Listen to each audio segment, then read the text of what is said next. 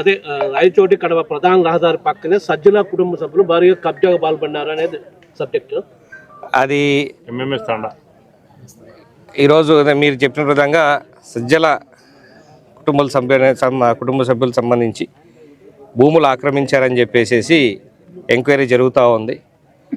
ఇంతకుముందు చాలాసార్లు చెప్పున్నాం, ఎక్కడెక్కడ ఆక్రమించినవన్నీ కూడా తీయడం, ఖచ్చితంగా తీసి బయట పెడతామని చెప్పేసి తెలుగుదేశం ప్రభుత్వం ఇంతకుముందు లోకేష్ గారు పాదయాత్రకు వచ్చినప్పుడు చెప్పినారు, చంద్రబాబు నాయుడు గారు చెప్పినారు. వైసీపీ పార్టీకి చెందిన వాళ్ళు ఇక్కడే కాదు ఈ మండలంలో చాలా భూములు ఆక్రమించారు, ప్రతి ఒక్కటి వెలిక్కి తీస్తున్నారు. ఇప్పుడు కొన్ని ఎంక్వైరీలు జరుగుతున్నాయి. కొద్దిమంది పత్రికా విలేకరులు కూడా పద్దును పోయి చెప్పొచ్చారు, అక్కడ మొత్తం విధంగా ఎంక్వైరీ జరుగుతూ ఉందని చెప్పేసి, లోపలికి కూడా రాకుండా గేట్లు వేశారని చెప్పి తెలియడం జరిగింది.